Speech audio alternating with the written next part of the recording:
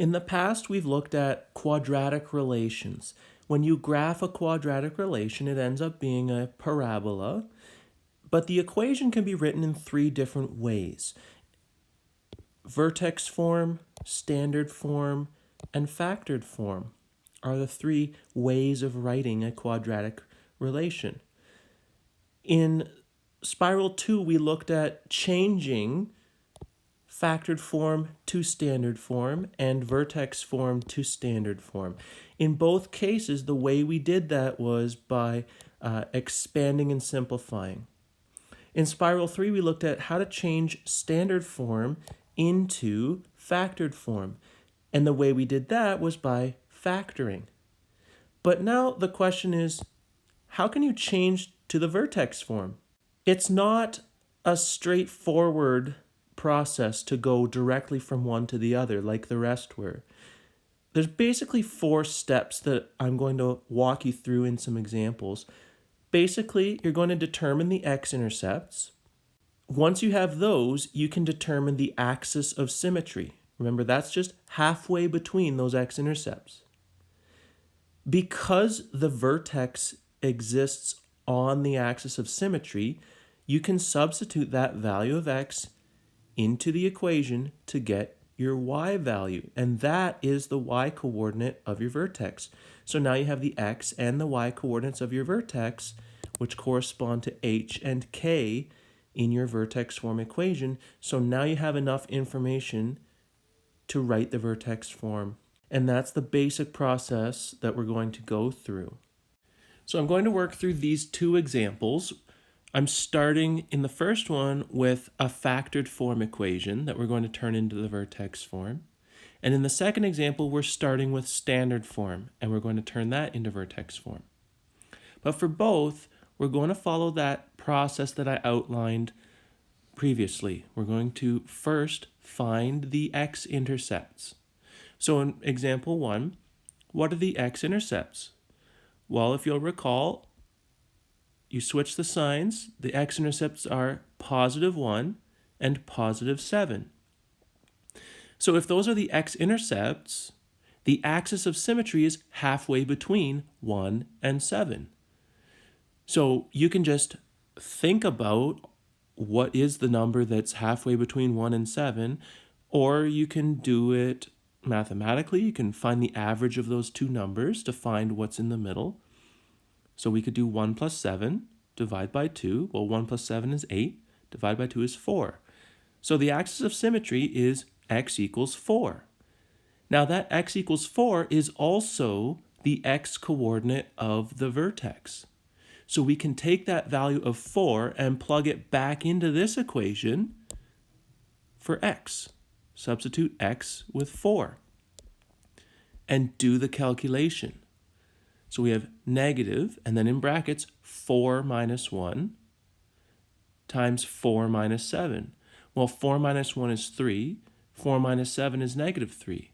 So we have negative 1 times 3, that's negative 3, times negative 3, which is now positive 9. So y equals 9. We have the coordinates of the vertex now. X is 4, y is 9. Now, the vertex form of the equation has the same a value in any form. So a value here is -1. So the a value in our vertex form is -1. Now in brackets, x minus h. Remember, h is the x coordinate of the vertex, which is 4. So we have x minus 4 squared plus k. Well, k is the y coordinate of the vertex, which we found out to be 9.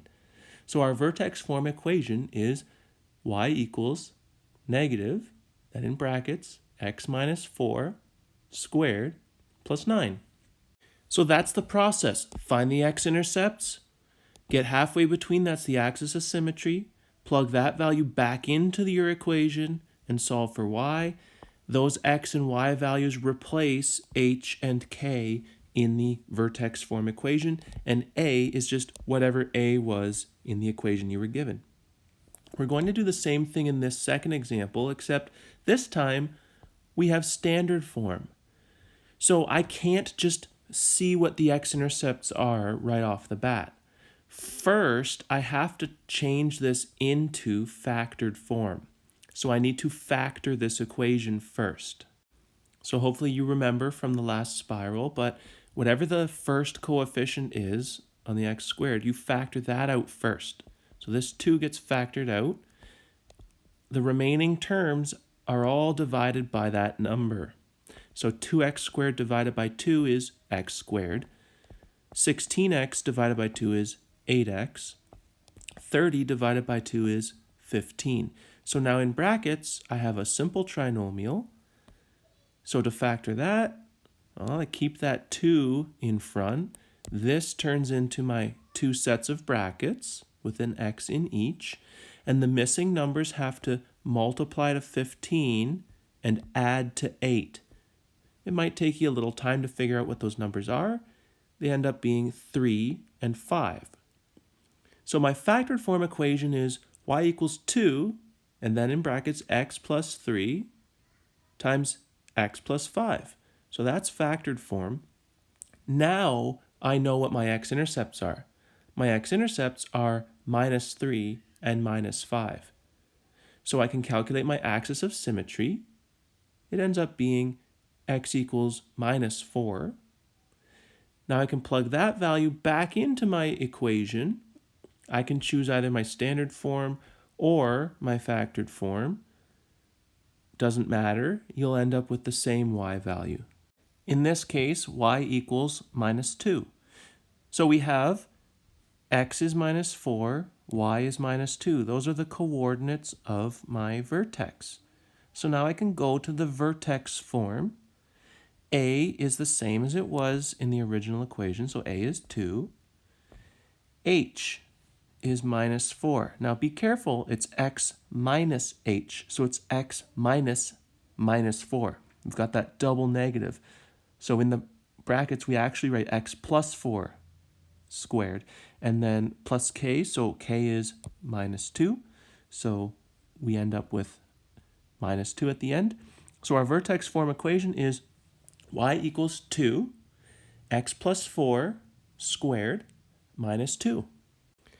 So it's not a straightforward process to find the vertex form, but if you follow this process, it should work out all the time. Find the x-intercepts, find the axis of symmetry, plug that into your equation, find y, and plug your x and y values into the vertex form.